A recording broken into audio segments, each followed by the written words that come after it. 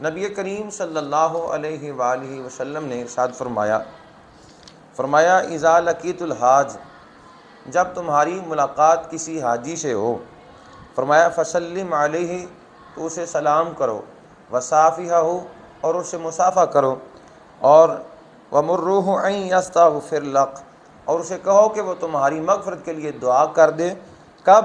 ان یدخل بیتہ، گھر داخل ہونے سے پہلے، فإنہ مغفور لہ، کیونکہ وہ جب واپس آیا ہے تو وہ بخشا ہوا واپس آیا ہے۔